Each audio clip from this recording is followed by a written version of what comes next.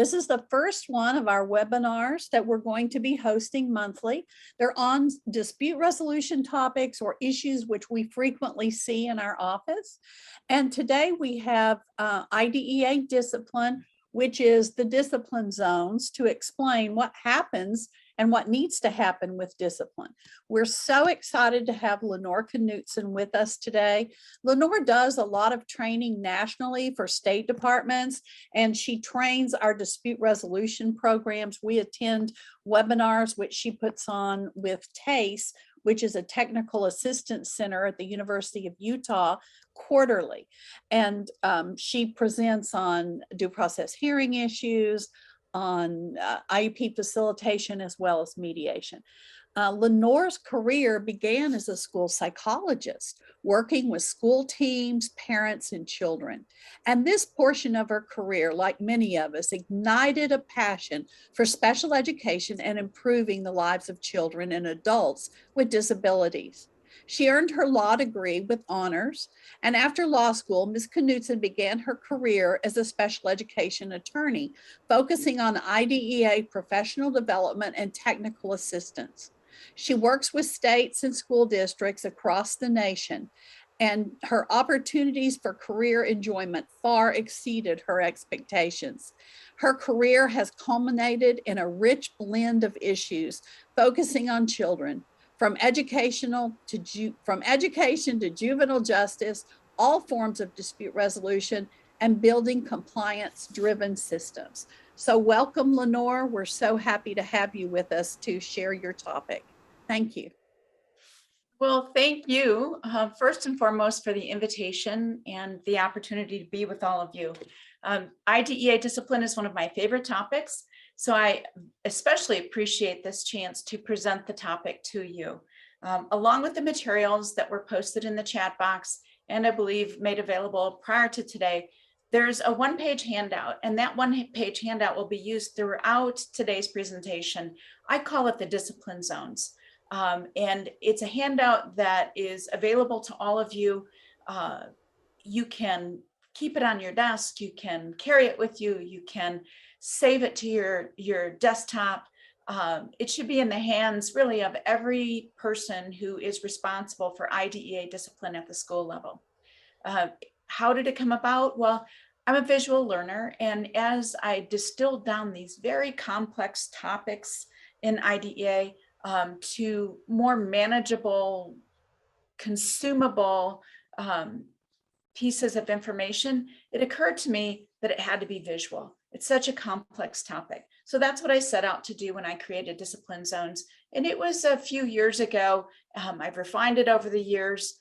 I wish that I had the opportunity to provide you with an updated discipline zones based on a reauthorization, but we aren't there yet. I'm not sure if we ever will be during the course of my career, but we are, so everything in discipline zones continues to be true today.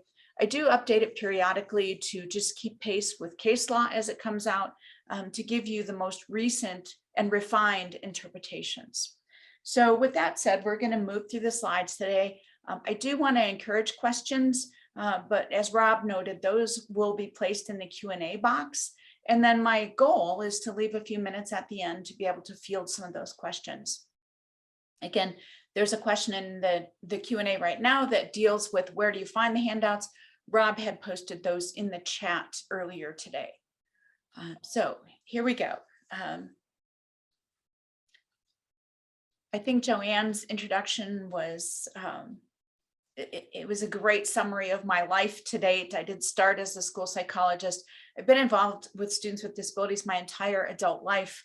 And more importantly, I think being a lifelong learner, I continue to study special education law on a daily basis. And I do a lot of presenting around the country. Every single time I present, I get to learn something new from all of you. So today, I encourage you to be that lifelong learner, to lean in, to make sure that we are all working together to improve outcomes for students with disabilities. So again, we're here to talk about discipline zones, and this is a must for every person involved in the discipline of special education students. When I have presented this topic, I invariably get one threshold question Typically, it's from regular educators, not special educators. But as we move through the zones today, I'll get the question of, what do you mean we can't discipline special education students? Not true. This is not intended to be a prohibition of discipline for special education students. It is intended to be a regulation of the, it regulates the imposition of discipline on special education students, not a prohibition, it's a regulation. So with that in mind, we're going to move through different topics here. This is the picture of discipline zones. Each section has additional responsibilities for the school district. These happen in real time. These happen pretty quickly as well. So you need to make sure that you're familiar with this before you need it. After you need it, you're typically not going to have enough time to be able to, okay, where's it at? What's my next step? What am I free to do? So get yourself familiar with discipline of special education students before you actually need to do it, right? So the first thing I want to point out is that this scenario that you see on the screen with FAPE-free zone, the analysis zone, change of placement, these exact zones may not apply when drugs, weapons, or serious bodily injury are involved. We're going to round out our conversation today with some pointers about drugs, weapons, and serious bodily injury.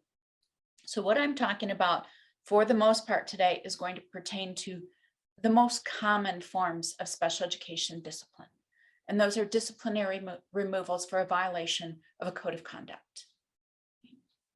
So as you see this, I want you to notice the colors. The FAPE-free zone, as we talk about it, is always going to be in green, and it's the first 10 days.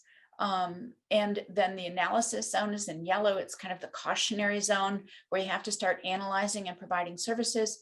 And the answer to your analysis is always dichotomous. Yes, it's a change of placement, or no, it's not.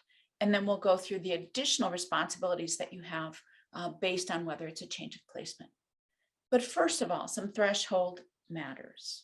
What are we counting? Right? We are counting a disciplinary removal for any violation of a code of conduct.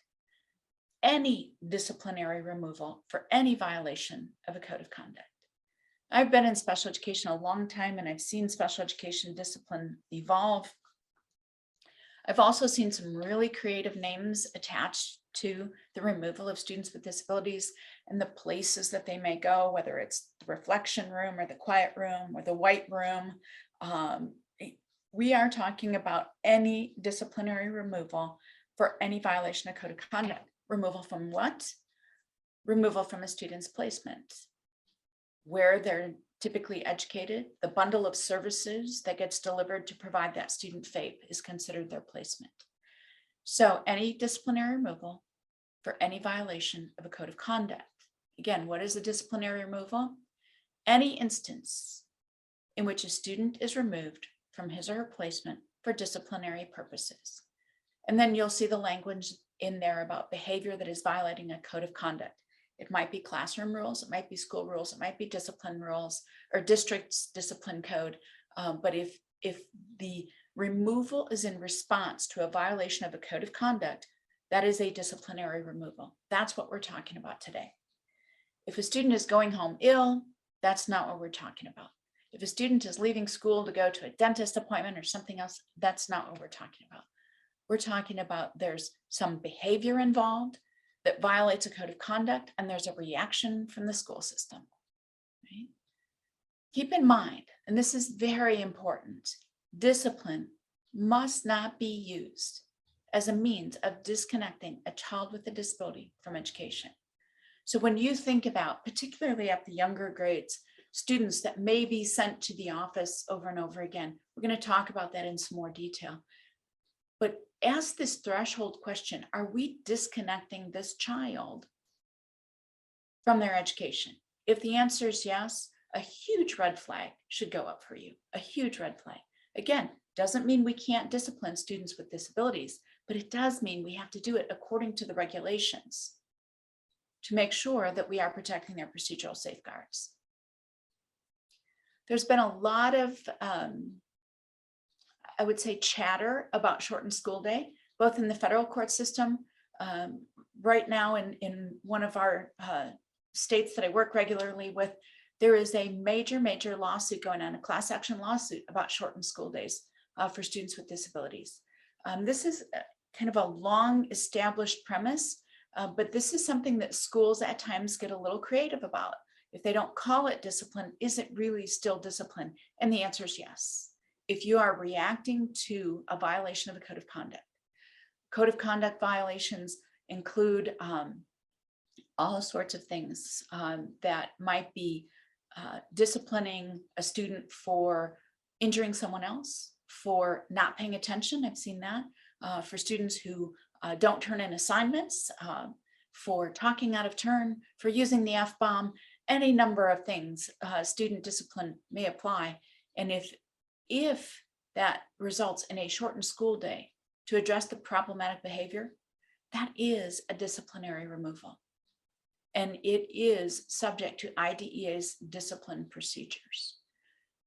This is out of Letter to Mason, which is a reported OSEP letter. OSEP is the Office of Special Education Programs in the United States Department of Education, and they issue regular guidance to us in the form of letters. Sometimes they'll be dear colleague letters, if they're just broad letters to the field. Other times there'll be letters in response to a question that's been submitted to them.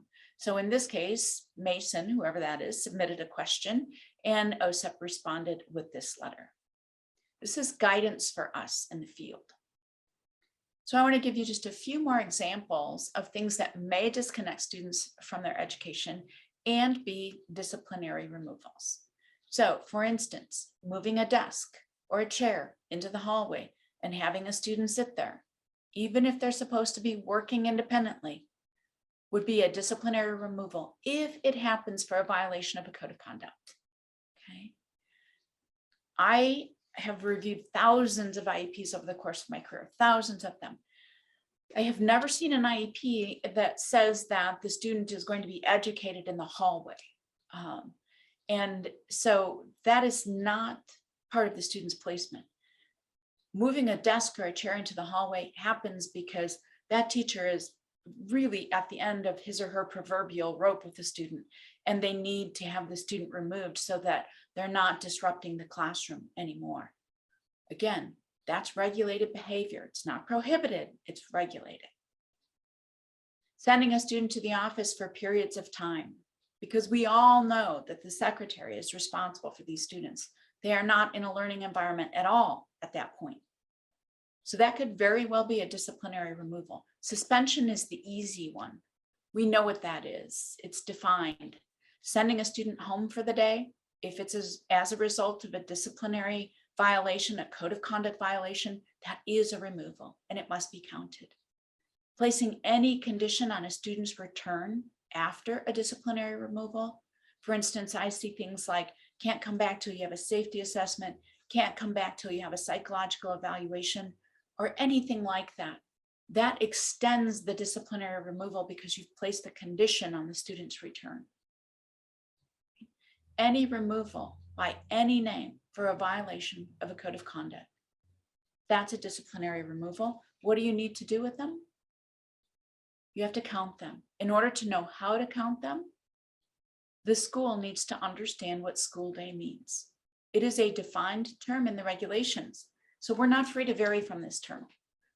The federal regulations have not given us the authority to vary from their definition of school day. There's no latitude reserved here for states. So in 300.11, school day means any day, including a partial day that children are in attendance for instructional purposes. That's really important for us to take in all of those words. It's any day, including a partial day that children are in attendance at school for instructional purposes. Right? School day has the same meaning for all children in school, including children with and without disabilities. That's hugely important in our understanding of what is a school day. So if you are taking attendance in certain fashion to be able to determine, typically for finance purposes, how many students you have in attendance on any given day, how is that attendance taken? Because that will give you some insight into how you need to count partial days as well. How do you count this? Any school day in whole or in part that a student is removed must be counted. Part day is counted as part day in the same way you would count an absence for a non-disabled student. So, for example, typically at the elementary level, attendance is taken twice per day, AM and PM. If a student is removed in the afternoon, then they would be gone for the PM session. Okay. At the high school level, attendance is typically taken every hour. So it could be that the removal is counted hour for hour. Just keep in mind that when I speak about the law, I'm not speaking in absolutes. Go back and check. How are you counting absences in your school buildings? How are you doing that in your state? Is there any guidance at the state level that tells you how to count these? The one thing that is certain is that you must count a part day. You don't get a pass on it because you've removed the student for part day only. And the regulations, because of that very explicit language of a school day is the same thing for students with and without disabilities, it gives us some insight into how to count, right? Just make sure that you count. When does the count start? At the beginning of every single school year. Why is that important? Because it continues, and you're going to keep counting all of the disciplinary removals for each student through the remainder of the school year. And then what do you do the next year? You start your count anew, right? So it's not cumulative over the course of the student's career. The count starts at the first day of school in each school year. Right? So if you have summer sessions for students, you may need to count those days as well. But at the end of that session, when students matriculate to the next grade, the first day of school of first grade or third grade or 10th grade, that's when your count starts anew. We're going to go through some examples here, and I want you to think about these. You can use some of the Zoom features if you're comfortable with them, giving me a thumbs up or a thumbs down, or you can also put some answers or comments in the Q&A section. But this is some examples, real life examples, by the way, of disciplinary removals, but they're removals. And I want you to answer the question, at least think about it. Is this a disciplinary removal or not? Does it need to be counted or not? Right? So this is a student who has his desk placed in the hall for an afternoon after repeatedly interrupting the teacher and classmates. This is one afternoon for interrupting the teacher and classmates. In order to be able to answer this, you'd have to say, is interrupting the teacher and classmates a violation of a code of conduct? Yes, it is. I think it's very typical to have classroom codes of conduct that forbid this kind of conduct. So when a student engages in this, particularly a student with a disability, because that's who we're talking about today, and that student has his desk placed out in the hall, even if it's just one afternoon, you must count it, right? And typically, it really doesn't matter how well-intentioned a teacher might be. There's no learning taking place out in that hallway. This is not the student's placement. And yes, it must be counted. So thank you, Melissa. How do you count it? Well, that's where you're going to need to look at how do you count attendance for students who miss a partial day, all students. My guess is that you would have to count this for an afternoon, that the student would be absent for that afternoon. Okay. What about this one? Student is sent to the office for a conference with the principal each time she receives 3 checks by her name. Right, the proverbial 3-check system. Thumbs up, thumbs down. Do you need to count these as disciplinary removals?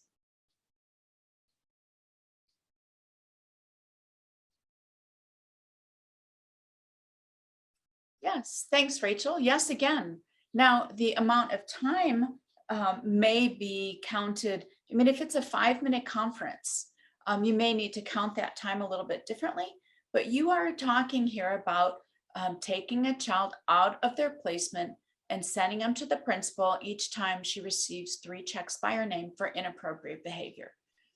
If this happens on a regular and routine basis, this is exactly the kind of disconnection from the learning environment that OSEP wants us to pay attention to. This is exactly the kind of strategy that schools use that can disconnect a child from their learning environment, that should be looked at much more closely if it doesn't improve the behavior. By the way, you know, there are very few, I mean, this may work for a student and may not work for another student. So if a strategy is not working for a student with disability, the team would want to take a critical look at that and say, we can't keep doing something that's not working. So there are multiple reasons to take a critical view of this. But if you are disconnecting a child with learning, if this is happening frequently, you have a problem and you're going to want to pay attention to it.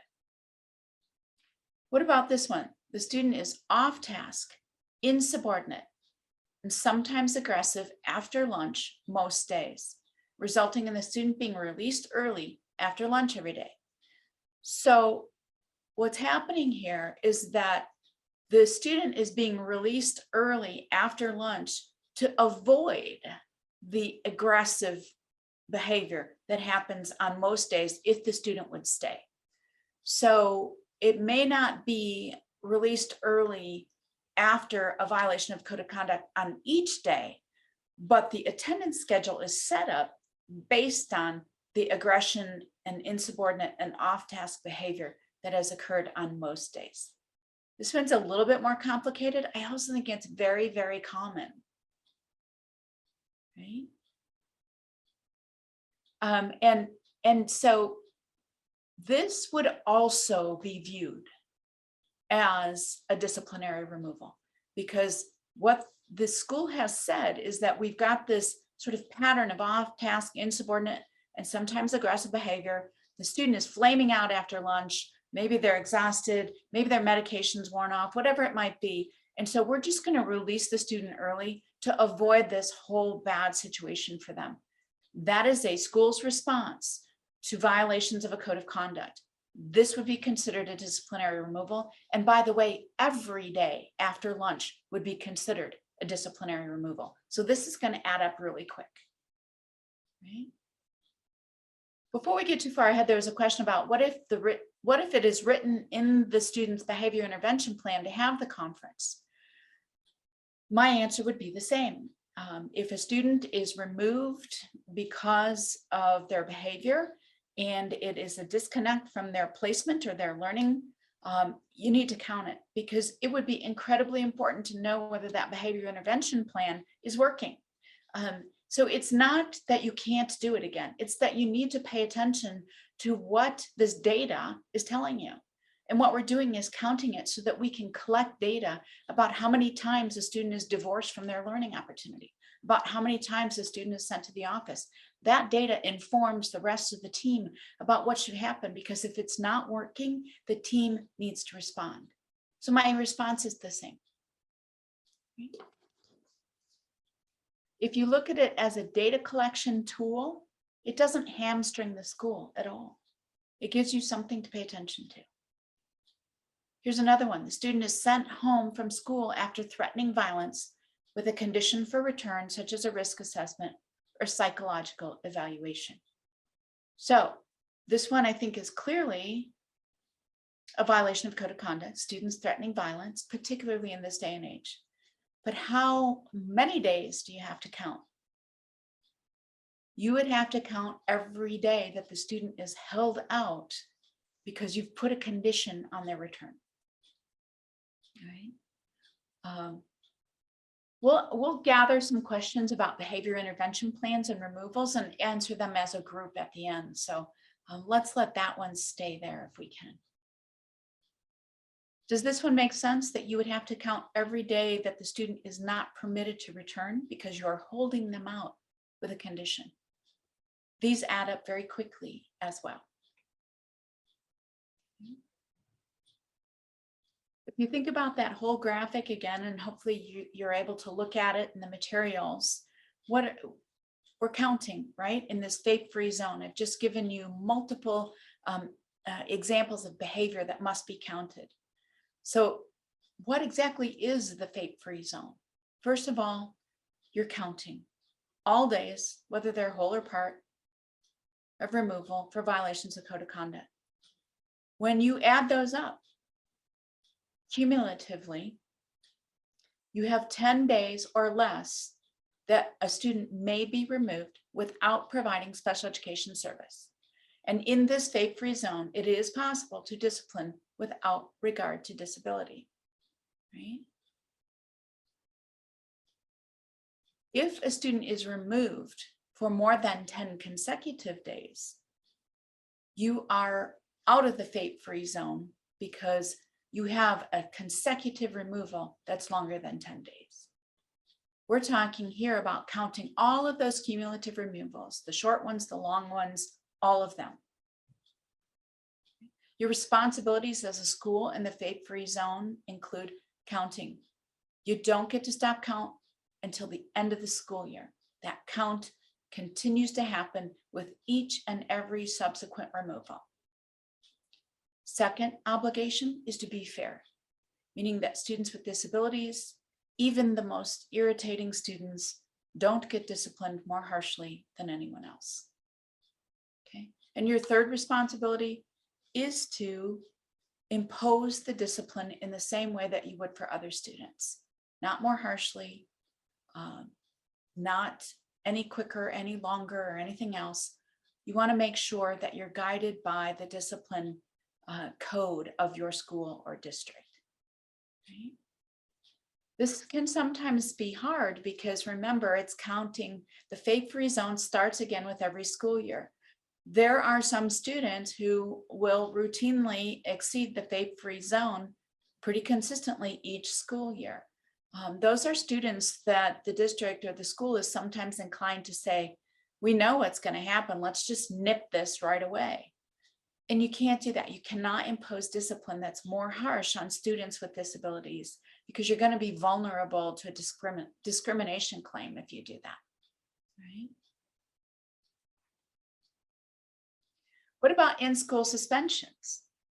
In-school suspensions is one of those things that the exceptions consume the rule. So the regulations will start out saying in-school suspension, or ISS, is not counted if, and then it lays out some conditions. If the student is afforded the opportunity to appropriately participate in the general curriculum, right? That means that they have the same opportunity for the general curriculum as they do when they're not in ISS.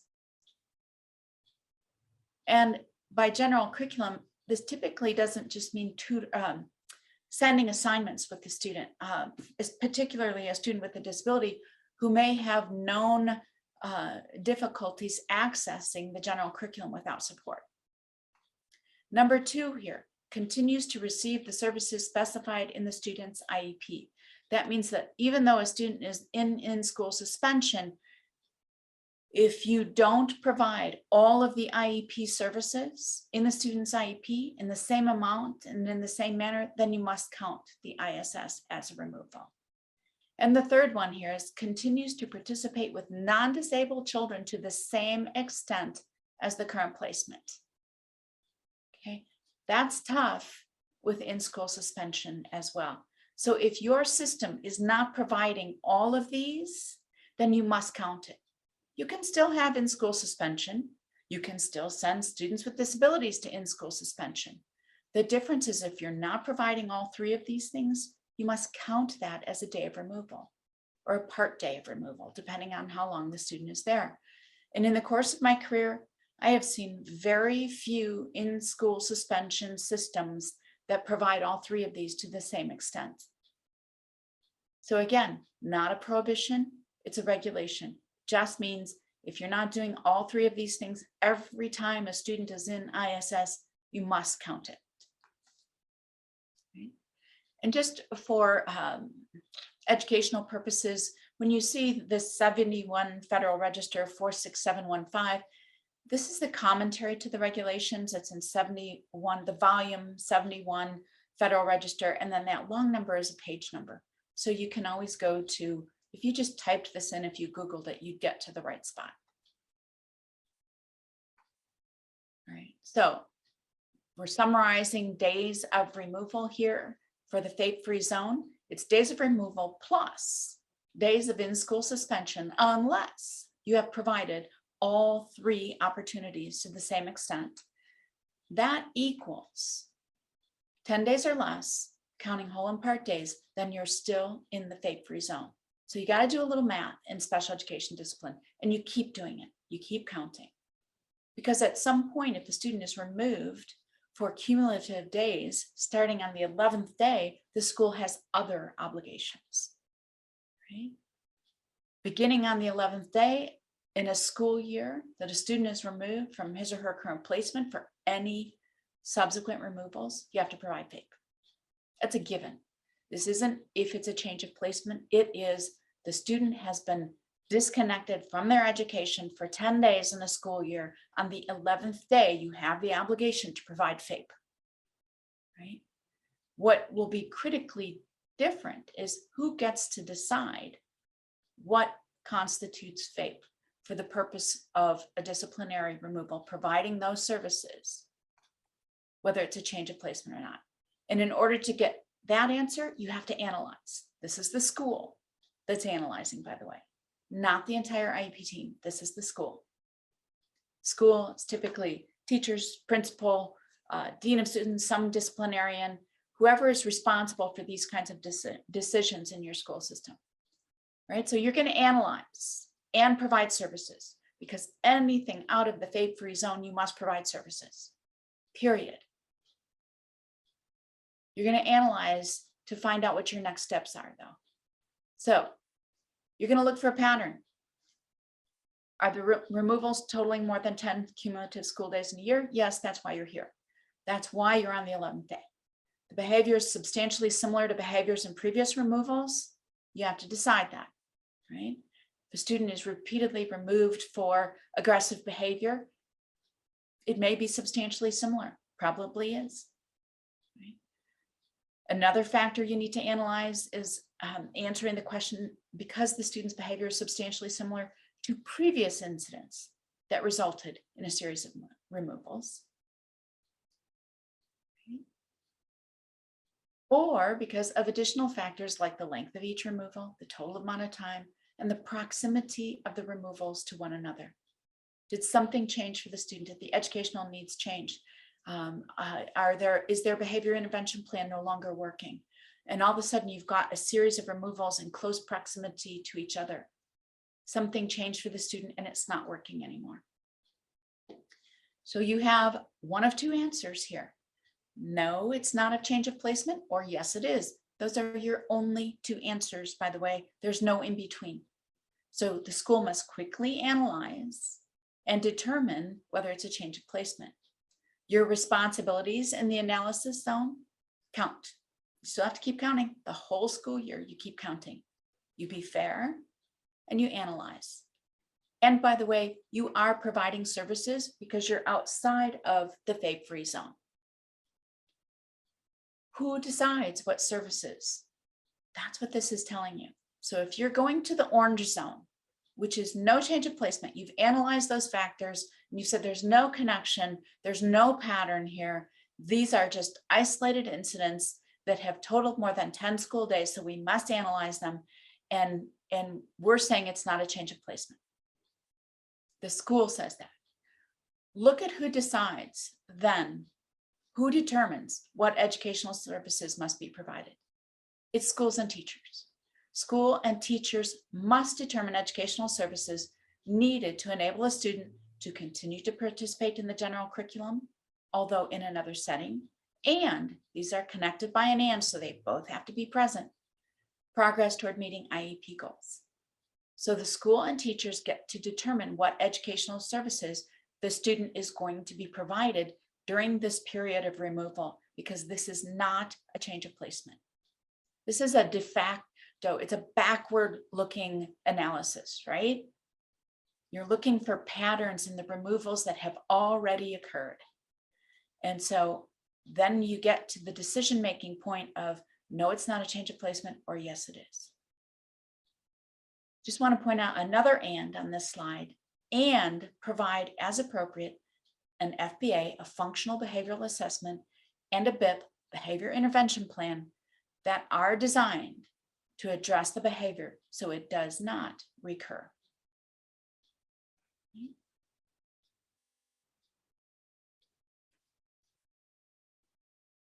Want to make sure that everybody understands, if you're going to the orange zone on discipline zones, it's the school that is deciding and determining services that the student needs in order to participate in the general education curriculum and progress toward meeting IEP goals. And then determining if it's appropriate at that point in time, because it's not yet mandated, it is not yet mandated that the student have a functional behavioral assessment and a behavior intervention plan. This is a good place for me to just pause though and talk to you about, we're in the world of discipline here. My presentation today is about the IDEA discipline provisions. There are mandatory trigger points in discipline for conducting functional behavioral assessments and behavior intervention plans, or reviewing them if they've already been conducted. I just want to point out that that is in addition to your overarching responsibility to keep your fingers on the pulse of the student's educational needs. And even if the student never is disciplined, there's never any discipline for a violation of code of conduct, you may have an independent reason to conduct a functional behavioral assessment and develop a behavior intervention plan. And that's because the student's behavior interferes with their learning or the learning of others. So I just want to point out, FBAs and BIPs have mandatory trigger points in discipline, but those are in addition to your overarching responsibility to keep your fingers on the pulse of the student's educational needs. Right. Now, if we went back to the analysis zone, this would be the blue side, right? The blue arrow that comes out the bottom of the analysis zone. And you're determining here that, yes, this is a change of placement. Okay, removals.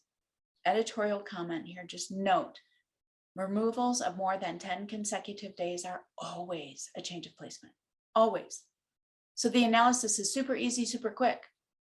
If you have a removal of over 10 consecutive days, you are in the blue zone, in the change of placement zone, automatically, because it's more than 10 consecutive days. However, if the removals are more than 10 cumulative days, and you've analyzed them, then you have some obligations here. You've said after your analysis, yes, this is a change of placement. First, you must provide prior written notice and procedural safeguards. Those are mandated triggers, okay? And you must do it quickly because you have determined that this is a change of placement. So it needs to be immediate. That's why you've got to know these regulations before you engage in disciplining students with disabilities. Number two, you determine educational services needed to enable the student. By the way, look who's doing this. It's the IEP team. In the orange zone, it's the school. In the blue zone, it's the IEP team. That means you got to get the team together. Determine educational services as needed to enable the student to continue to participate in the general curriculum, although in another setting, and progress toward meeting IEP goals. So this takes a team to decide this. Not the principal, not the school, not the teacher, a team. And because you said, yes, it's a change of placement, you must conduct a manifestation determination within 10 school days of that removal that resulted in a determination of the change of placement. Not the day you made the decision to say, yeah, that when we look back on it, that's a pattern and it really is a change of placement. We're not talking about 10 days from that day. We're talking about 10 days from the removal, the day that that removal started. So it's 10 school days from that date. You must conduct a manifestation determination. And then still at this point, provide as appropriate an FBA and a BIP that are designed to address the behavior so it does not recur. By the way, they're not yet mandated at this point. It's as appropriate. What that means is that you may have this overarching obligation to say, yeah, we need to know more about the student's behavior. We need to develop a behavior intervention plan because their behavior is interfering with learning. Right? It's not yet mandated in the discipline regulations, but it may be necessary as a function of your overarching responsibility to propose and provide FAPE. Okay.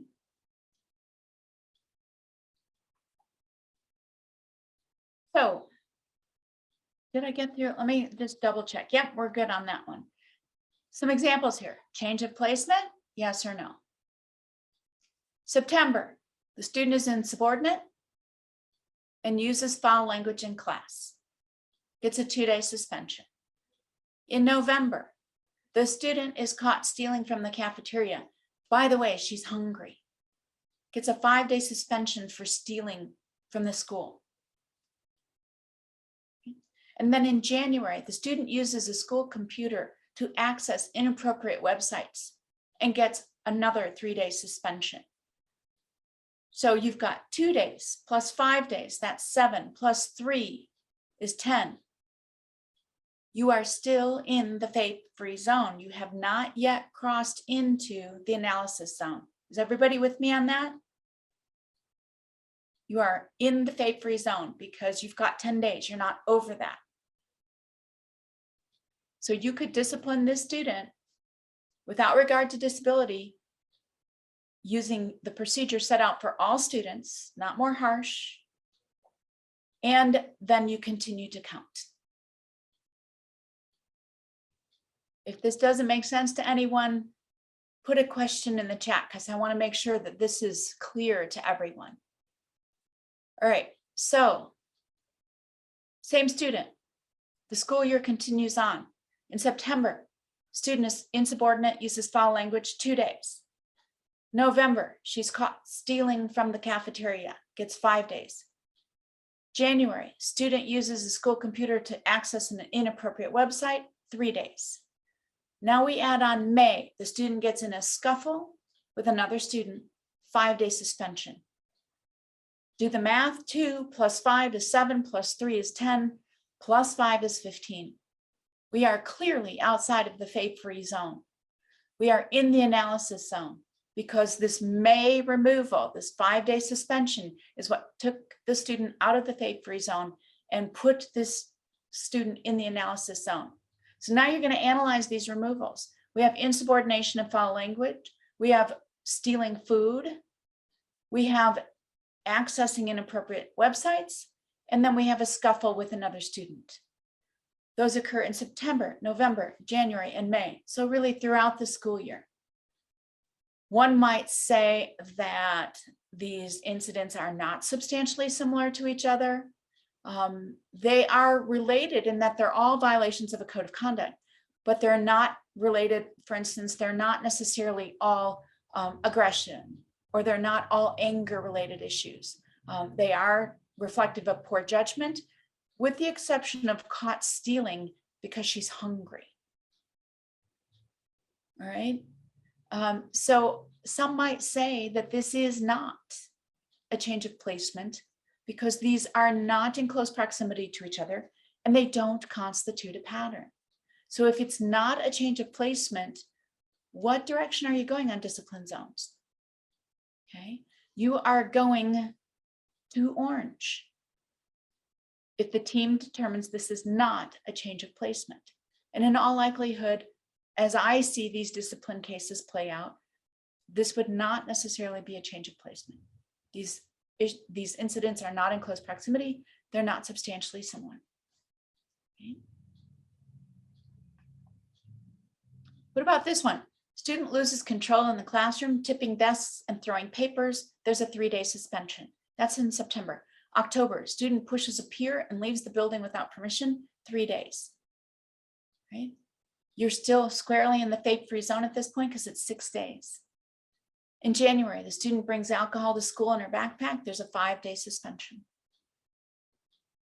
You are outside of the FAPE-free zone here because 3 plus 3 is 6, plus 5 is 11. You are outside of the FAPE-free zone. You are in the analysis zone. By the way, you are providing services to this student. Who determines what services are provided comes from your analysis. All right. So in the analysis zone, you're looking at proximity, September, October, January. You're looking at substantially similar, right?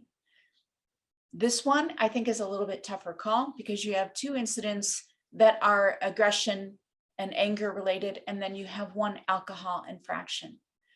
When you're analyzing the 5-day suspension that occurred in January, the alcohol infraction, you're talking about whether it was substantially similar to previous incident of misconduct. So alcohol and aggression, I would say that most teams would say at this point in January, there's no pattern. So this is not a change of placement. Who's determining what services need to be provided because it's not a change of placement? It's going to be the school and teachers.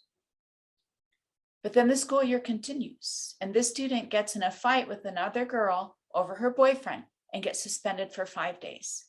So we're at 16. Again, you keep counting the whole school year. We're at 16. We're back in the analysis zone again.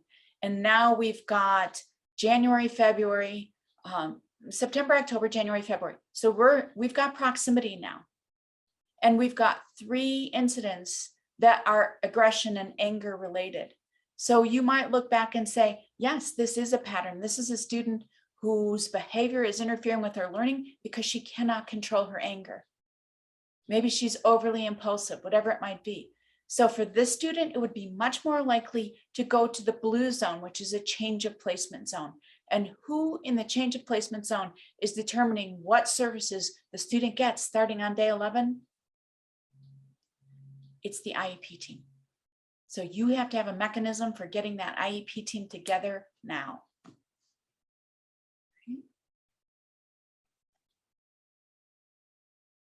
When is a manifestation determination required? We've done all this analysis. We've said change of placement, no change of placement, and we haven't yet said when the manifestation determination is required.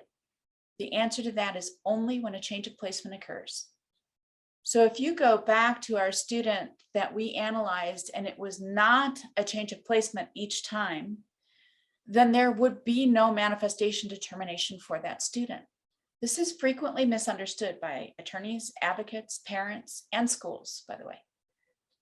If you conduct a manifestation determination when one is not required, you still have to abide by it. So even if you determine that it's a manifestation of the student's disability when you didn't have to conduct it in the first place, you still must abide by that decision. And I'll tell you what that means in a minute. Okay, so within 10 school days of the decision to change the student's placement for disciplinary reasons, you must conduct a manifestation determination. To make this perfectly clear, I'm going to go back a couple of slides. So hang on just a second here. This one. Within 10 school days. Remember we said that it was the 5-day suspension in February that resulted in a change of placement? So it's within 10 school days of that February removal, the day that removal started, that you must conduct the manifestation determination here, because that was the trigger point. It is a change of placement. It was determined to be a change of placement. And it's that removal that resulted in the change of placement. Okay. Here's the flip side of the single page handout I gave you. On one side, it's the discipline zones. And we typically will print that on a half sheet with the discipline zones on one side and this handout on the other side, the manifestation determination. So it's a back-to-back colored handout. We typically print those on thicker paper stock. Sometimes we laminate those because this is a document that should be used over and over and over again in your school systems. So you're free to use it however it works best for you, but know that this manifestation determination page is the corollary to the discipline zones on the front. So within 10 school days of a decision to change placement because of a violation of a code of conduct, the IEP team must review all relevant information in the student's file and information from parents and determine if the conduct in question was caused by or had a direct and substantial relationship to the student's disability, or the conduct in question was the direct result of the LEA's failure to implement the IEP. So I want to just pause there briefly and tell you how this changed when the IDEA was reauthorized in 2004. It is with intent that schools were given more authority, more discretion to handle students' discipline of special education students. So the regulations prior to 2004 The questions were reversed. So the first question was whether the conduct in question, or whether the school failed to implement the student's IEP. And if the answer to that threshold question was yes, then you didn't go on, right? It was absolutely and automatically a manifestation of the student's disability. You didn't have to say that the behavior was caused by this. It was the IEP implemented consistent with the contents of the IEP? If the answer was no, it was a manifestation, right? And then the second question was substantially different. It was a correlation, not a causation. So we didn't have caused by or direct and substantially related to the disability. It was the conduct in question related to the student's disability? So it was a much lower standard, much lower. In 2004, that changed and the standard became higher so that schools would have more opportunity to say, no, it's not a manifestation and we're going to discipline this student, right? Because here's what's happened. If the team says, no, it's not a manifestation of the student's disability, they can discipline the student without regard to disability, but the team has to determine what FAPE is, right? Because you've said it was a change of placement. The student continues to be entitled to FAPE as designed by the team, as reviewed by the team. They still get their annual IEPs. They still get their amended IEPs as needed to meet the student's needs. If it's not a manifestation of the student's disability, you can discipline, but they're still entitled to FAPE. Although in a disciplinary setting, not back in the classroom, not back in their previous placement. Okay, look what happens on the red part. If the answer is yes, the behavior is a manifestation of the student's disability. Now we have the mandatory trigger points for FBAs and BIPs. You must conduct an FBA and implement a behavior intervention plan, unless you've already done so, and then your obligation would be to review and or revise. And it's the last one, the third one here, that schools typically push back on, and that is to return the student to the pre-disciplinary placement. So the theory being that we don't punish students for disability-related behavior. We don't punish students for the constellation of symptoms associated with their disability. We educate them. So that student is going to be returned immediately to the pre-disciplinary placement. Right? The disciplinary placement, though, in the event of a challenge, let's say the parents disagree and they say, I know this is a manifestation of my child's disability, but the school says, no, consensus of the team is, no, it's not a manifestation. The disciplinary placement is the stay put placement in the event of a challenge here. The reasons that is true is because, again, the United States Department of Education wanted to afford districts additional authority to maintain safety in schools. Okay, so parent agreement required on the manifestation determination, it's a team decision. So in the same way you make IEP team decisions, it's typically a consensus-driven model. There is no requirement that the parent concur with the outcome. They have the opportunity to dispute it if needed, and it's disputed on an expedited basis. Okay. So yeah, that's typically, if there's a dispute at the manifestation stage, it's because the parents disagreed. How do you conduct the manifestation determination? This is a time to be very thorough and very careful. First of all, gather your team. We're talking about the parent, the LEA, the representatives of the LEA. It would be teachers, it would be administrators, it would be service providers, and then relevant members of the IEP team. What data? You must review all relevant information in the student's file, including the IEP, teacher observations, and input from parents. You're going to answer these two questions. It's the same questions that I showed you on the red and green slide. Conduct in question caused by or a direct and substantial relationship to the child's disability. Or, I'm sorry, I went too fast. Was the conduct in question the direct result of the school's failure to implement the student's IEP? It's a manifestation, or no, it's not. Those are the only two answers, by the way, when you're conducting a manifestation determination. The only two. So no, you're going to discipline, but provide FAPE. Yes, you're going to conduct an FBA, implement a BIP, and return the student. Again, stay put is the disciplinary placement in the world of discipline.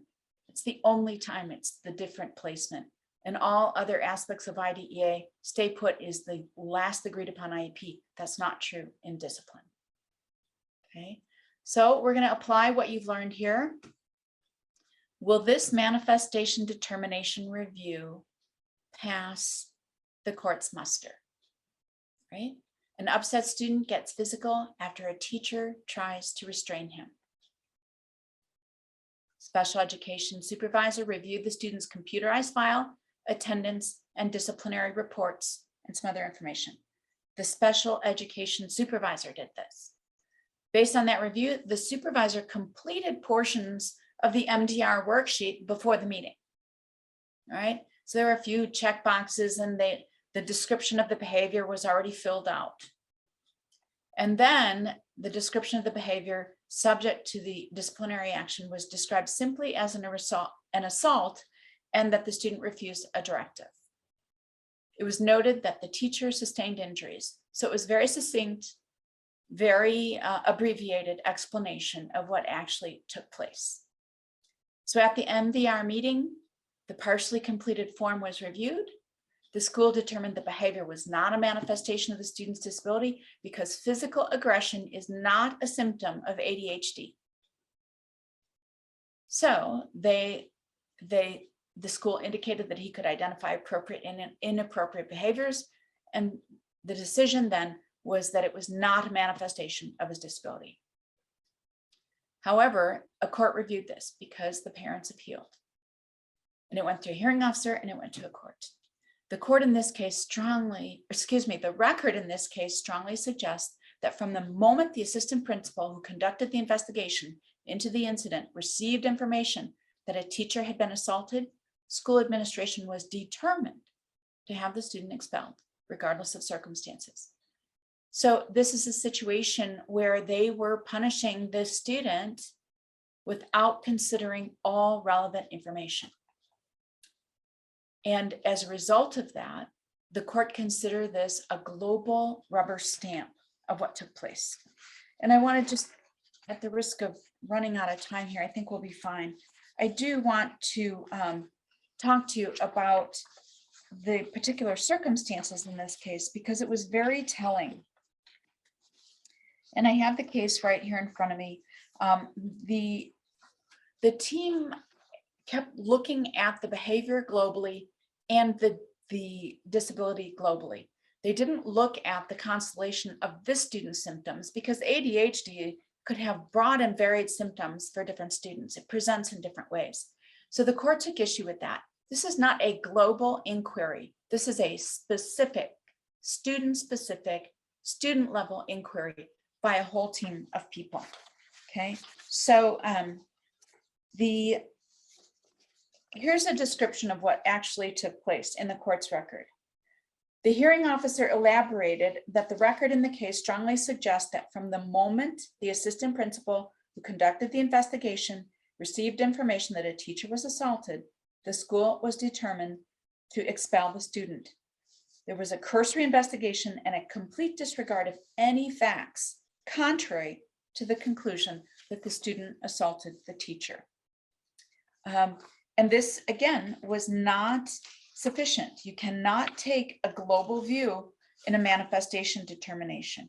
They had to take a very specific student level view of what took place. So in actuality, what ended up happening was that the student was roughhousing with his girlfriend, and they were, play roughhousing by all accounts. There's no dispute about that. A teacher in the hall observed part of it, didn't realize that the students were roughhousing, told the student who was disciplined, the special ed student, to take his hands off the girl. He didn't respond right away. And the teacher then grabbed the student. And the student had a strong reaction to that and moved away from the teacher, and in the process twisted his arm, twisted the teacher's arm. Okay. So when he moved away from the teacher, then the teacher's arm was twisted.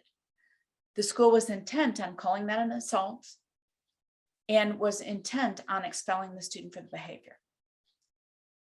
In order to be able to do that, they had to make a very specific inquiry into the incident, what precipitated it, how the student responded, what kind of injury resulted, all of those things. And that wasn't done. The school just said, this behavior is so offensive, we can't tolerate it. This student knows better than this. Student knows right from wrong, and it's not a manifestation of ADHD. That's not how you conduct a manifestation determination. Now, on a different set of facts, a careful review of a student assaulting a teacher could very well result in it's not a manifestation of the student's disability. But in this case, they couldn't say that because they fouled up the process. So the court then sided with the parents and the student. Right? Process is important here. Details, details, details. The gravity of a manifestation determination review, meaning a student is out of school or not, warrants a thorough and detailed approach. Here's an 11th grader with an emotional disability, suggests that I laugh because the factual situation here just goes on and on, but he and 4 other students shot up their school with paintball guns, okay? First of all, the student, and the facts in this case are so telling. In this case, we'll deal with whether there has to be consensus reached and things like that. But the facts of this case on page 2, December 16th, the student and some friends met at a restaurant. At the student's suggestion, the boys decided to drive to the high school and shoot at the building with paintball guns.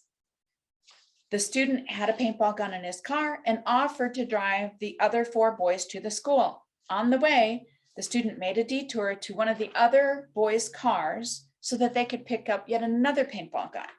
All right. So now they have, or actually it was 2 more paintball guns. So they have 3 paintball guns.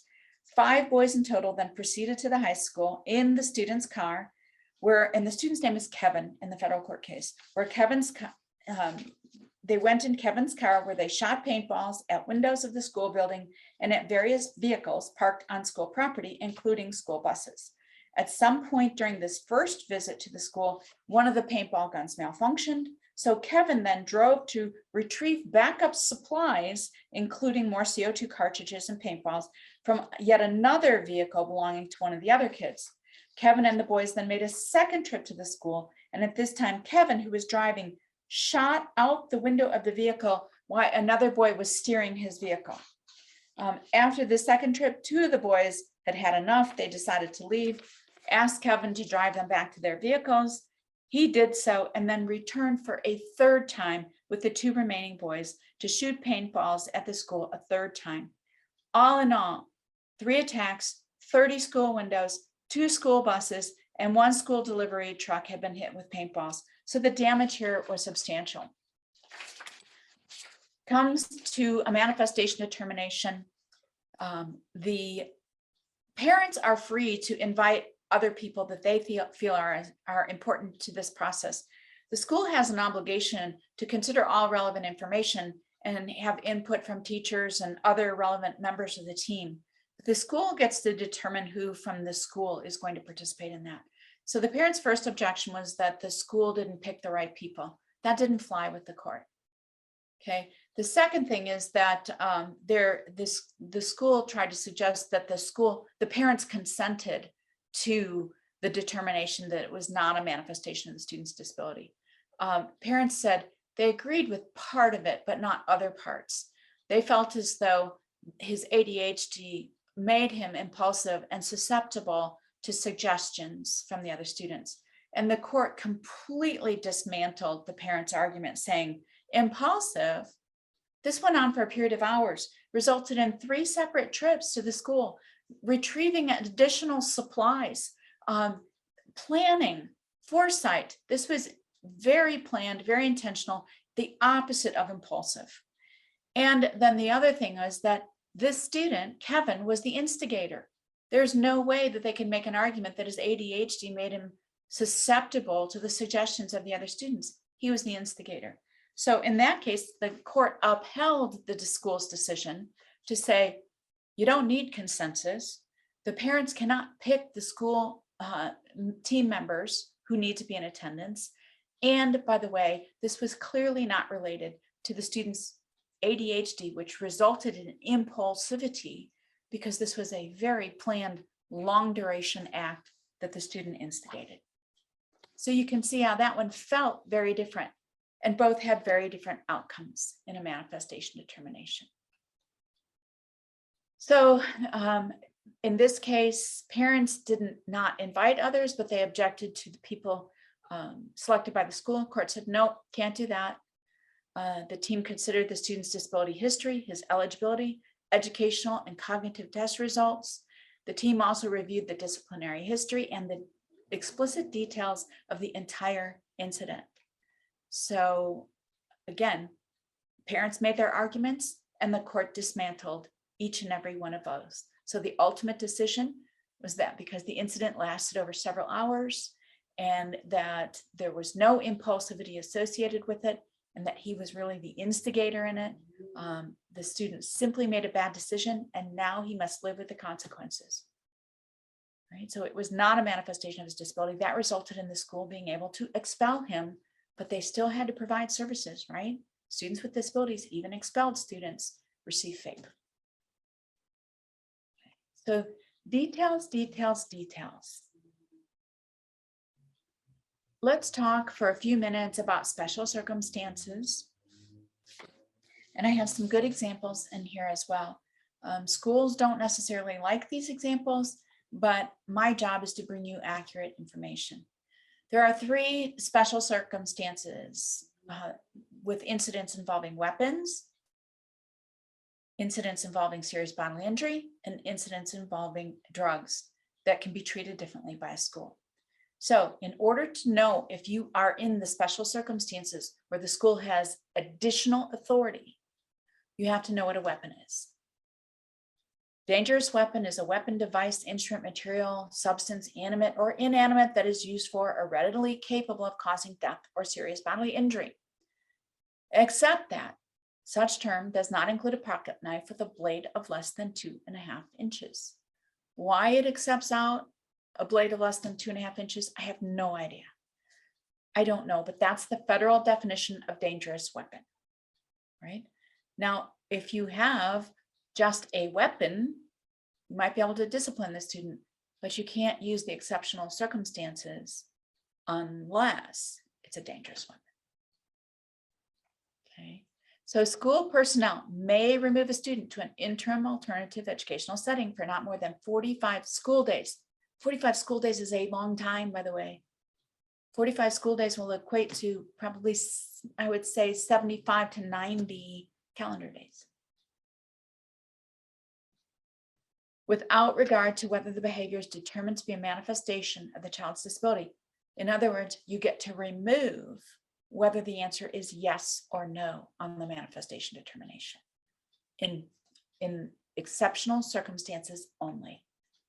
And it's if the child carries a weapon to or possesses a weapon at school, on school premises, or at school function, blah, blah, blah, blah, blah. So let's dissect this. If the student carries a weapon and it's defined as a dangerous weapon, that's the only definition we're free to use, or possesses a weapon at school, on school premises, or at school functions. So it could be the state track meet, it could be a football game, it could be any number of places that are considered school premises or at school itself, the school parking lot, things like that. Carries a weapon is much easier. However, there is an inadvertent carrying and I do a lot of work in some states where hunting is a tradition, and a lot of work in the Bureau of Indian Education as well, where hunting is a tradition. And the student has a gun in the gun rack in the back of his vehicle, forgets that it's there, and drives to school. Is that a dangerous weapon? Yes. Did he intend to possess it there? No, but there's no intent in the statute. It's either carries a weapon or possesses a weapon at school. There's no intent associated with this. So could the student be disciplined according to the exceptional circumstances where they're immediately removed without regard to whether it's a manifestation of his disability? Yes, right? Unfortunately, and I've seen this play out over and over again, A student carries a weapon to school, slips it in the backpack of the special ed kid because they won't know any better, and the special ed student gets caught with a weapon at school. Can they be disciplined according to the special circumstances? Technically, yes, but schools must look at each case on a case-by-case basis. And would you really want to in that case? So let's go through some. Are these weapons? A necktie. Principal's necktie, the student used to pull and tighten, choking the principal with his own necktie. Thumbs up or thumbs down? Is that a dangerous weapon? Anyone? I want to make sure I can see. Okay. All right. No, it's not. I'll give you the short answer, and I'll tell you why. Let me see here. The fact that a 6th grade student with Asperger's syndrome, ADHD, and multiple learning disabilities pulled on his principal's necktie when he learned he would not be permitted to leave school early did not allow the district to place the student in an interim alternative educational setting for 45 days. Noting that the student did not carry or possess an object that was readily capable of causing death or serious bodily injury, the hearing officer concluded that the student's conduct did not amount to a weapons offense. You can still discipline this student, but you can't use the special circumstances that get you the additional authority to immediately remove them to an interim alternative educational setting. You must use the regular discipline zones kind of discipline. Scissors. These were dull blades with round tips pointed at another student. Thumbs up or thumbs down? No, not a dangerous weapon. A student with an emotional disturbance pointed a pair of scissors at a classmate in an apparent fit of anger. Although the student used them in a threatening manner, rounded tip scissors were not a weapon for the purpose of IDEA disciplinary removal. The scissors had dull blades and rounded tips and could cut paper only when the blades came together. As such, the judge observed the scissors were not inherently dangerous. Right? So round blade, dull scissors. By the way, this is a kindergartner, so they are actually preschooler, excuse me, is a preschooler. So they are not given weapons to cut paper with in preschool. And so the court said, no, this isn't a weapon. Right? Other kinds of scissors, maybe, but herein is an example of the detail with which you have to review these offenses. Describe the scissors in great detail. They were pointy. They were held in a fist-like manner over a student. I mean, all of that is incredibly relevant when you're analyzing these things, particularly for the special circumstances. How about a paper clip? One with one end straightened, so it's a little pokey thing. What do you think? Thumbs up or thumbs down on a paper clip? Recognizing that a student used a paper clip to cut another student's neck on the school bus? No, it's still not.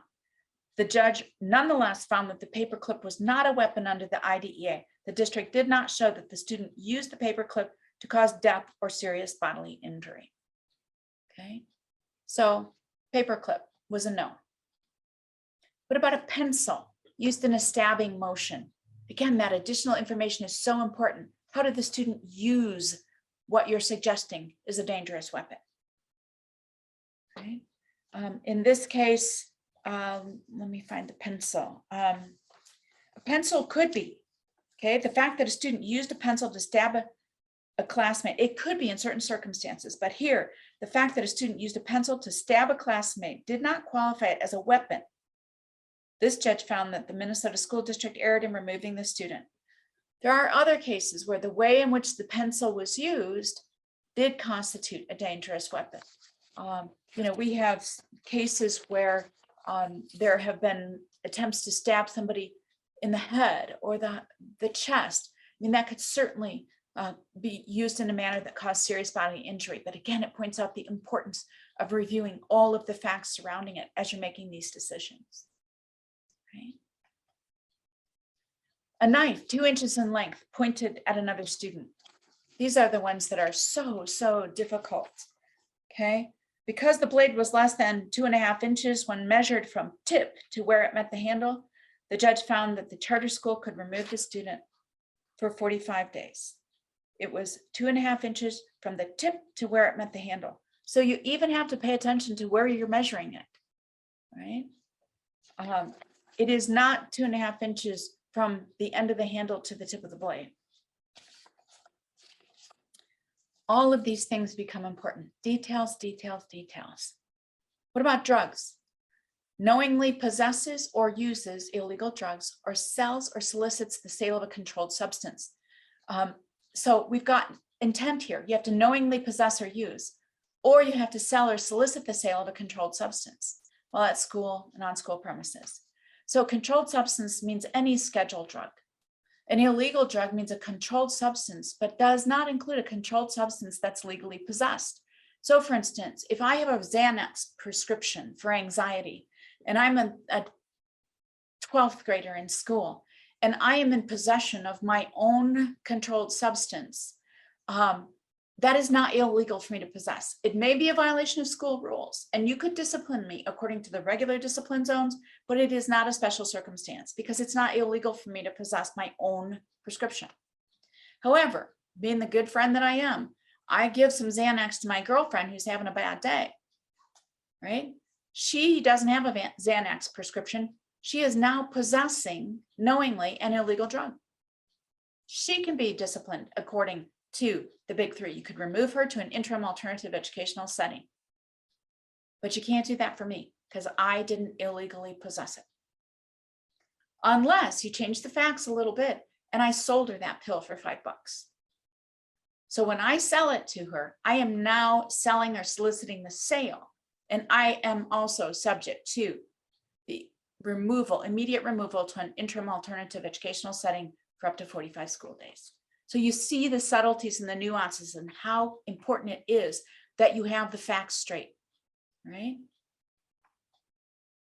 Here's the illegal drugs. Again, you have to ferret out the difference between, is it an illegal drug? Is it possessed legally? Is it sold or soliciting the sale? All of those things matter. Who's possessing it? Now let's talk about serious bodily injury because this is probably one of the most difficult. It means bodily injury, which includes a substantial risk of death, extreme physical pain, protracted and obvious disfigurement, or protracted loss of an impairment of the function of a bodily member, organ, or mental faculty. You're not free to vary this definition, by the way. You are not free to change it. You can only remove to the interim alternative educational setting if, without regard to whether it's a manifestation, if it results in serious bodily injury, right? At school, on school premises, or school functions. Straight out of the regulations, nothing in the act permits the school to expand this definition. So are these serious bodily injury? A broken nose, headbutting a paraprofessional. So let me go back. A broken nose was, no. Headbutting a paraprofessional resulting in pain rated at 7 on a 10-point scale. Okay, the teacher experienced redness, swelling, and pain in her arm from the headbutting, and she missed 1 day of work. Okay, so let me say, let me find my place here.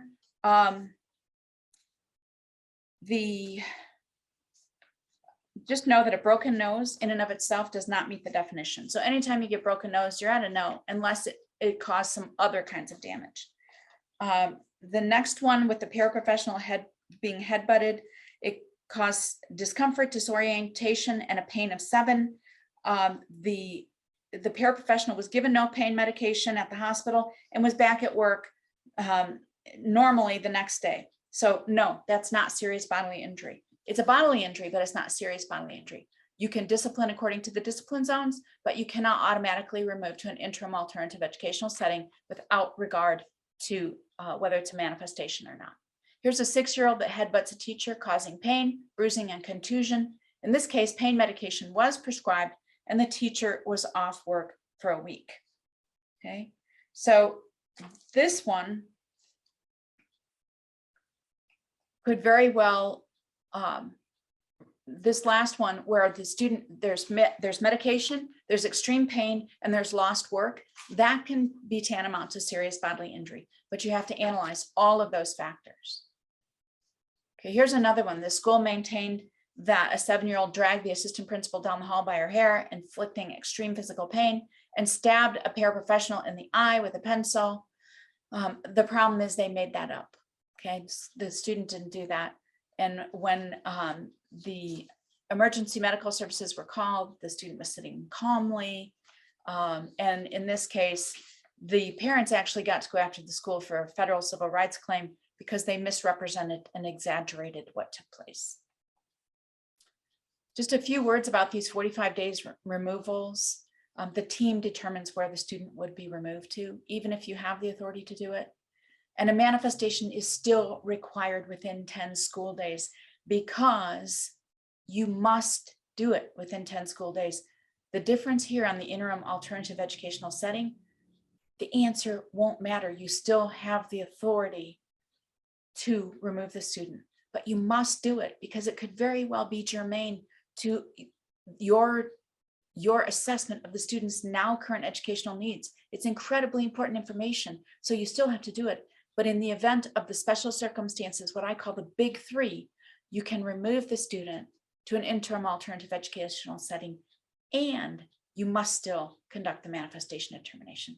Without regard to whether the answer is yes or no, you can keep the student in the interim alternative educational setting for up to 45 school days for the big three. But do the manifestation determination. It's mandated anytime you have a change in placement. So in closing here, know the school's authority before you have to use it. Understand the limitations to your authority before you exceed them. Verify implementation at the time of the discipline according to the regulations, and then verify that you have maintained all of the procedural safeguards. Okay, so we only have about 5 minutes left, but now's a good time for questions. So I just want to look quickly at the chat. I don't know, Joanne, did any of those questions jump out at you that should be answered here? I think there was one or two. Let me look them. One of them wanted to know, someone asked, can you explain a little bit by what it means substantially related to or caused by the disability, just in general? What does that mean?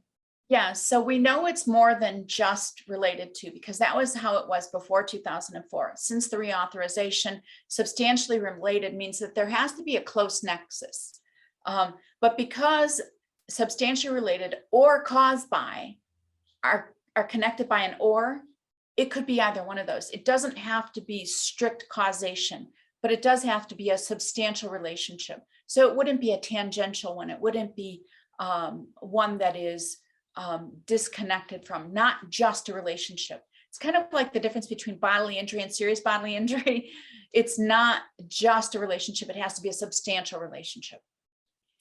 Okay, Right? there's another question on here. Can school personnel conduct the FBA and BIP, or are certain professionals required to participate? I would anticipate that the school would have all the personnel it needs to conduct those FBAs and BIPs, but you need to treat them like an assessment. You know, the FBA is an assessment, and OSEP has opined or given us guidance that it does also require consent. So you should, typically schools will have the personnel that they need in teachers that are qualified and credentialed to instruct students with emotional disabilities, cognitive impairments. School psychologists could be involved. So it does not require outside expertise. It does not require, for instance, a particular licensing like a BCBA. So most of the time, unless it's a very small school system, schools have the requisite personnel to conduct those. Okay, I would like to add to that I often explain this by, it depends on what their data reflects. If their school district is providing the FBA and the BIP and their data does not show the child is improving, they may have to escalate up with someone with special expertise. Yes, would you and agree that with would, that? I completely agree, Joanne, and I would say that that's true for anything, any impact on the student's learning. So that would be true academically. If they don't know how to improve the student's program in order to be able to get progress academically, same thing. You need some more expertise. If you don't know how to change a student's behavior so that you get improved behavioral performance, seek some more expertise. Absolutely. That's your obligation no matter what under IDEA. Right. We have another question that came early on, and it says, so if their behavior plan has them go to another room where there are fewer students and a special ed teacher, they get 2 reminders and then sent back there, for example, to complete the work, and they come back. So I guess that was in related to a behavior plan. Would that be appropriate? Right. So, you know, if the behavior plan is part of the IEP, either through, you know, a plan that's incorporated or behavior programming in the form of a goal, you can work that goal.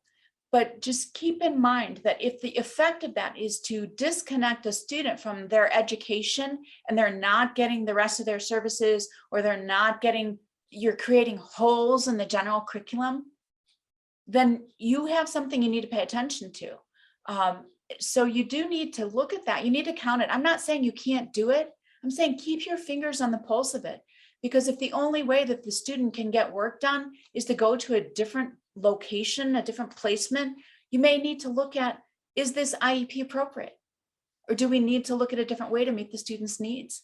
So I'm not saying you can't do it. I'm saying keep your fingers on the pulse of it. Count how many times this is happening. Look at how much you're creating holes in the general curriculum, because every time the student is sent away from the classroom, they're not getting the same instruction that the other kids are getting. So keep your fingers on it, on the pulse of it, and pay attention to what it's telling you. This is data that you need to collect and pay attention to and count. Okay, here, there's another question. Here's the scenario. Student has served a cumulative 10 days of suspension. The later incident results in a proposed suspension, resulting in a change of placement. Is it correct that the manifestation determination would need to occur prior to any of the proposed days being served, not an interim placement situation? So if the meeting could not be held within 3 days later, for example, the student would remain in school during those 3 days? Question mark. Yeah, there's a lot in there. Let me just summarize by saying that if it's the third incident that results in the school analyzing and determining that a change of placement occurred, and let's say that third incident occurred on November 10th, you would have 10 school days from November 10th to conduct that manifestation determination. All right. So you would have to have decisions made at that point, but keep in mind, anytime you're outside of the FAPE-free zone, you're providing FAPE. So you may need to get the team together to be able to say, okay, what if it's a change of placement, then what is FAPE for the student? Because the team has to decide that. So we've got some different timelines going on here. Anything outside of the 10th day, if it's a change of placement, the team has to decide what FAPE is. But then within 10 school days of that incident that resulted in the change of placement, which I've just said occurred on November 10th, you would have to conduct the manifestation determination within those 10 days. The student is out during that period of time. Okay, we have 2 questions related to manifestation determinations, and I'm just going to summarize them both.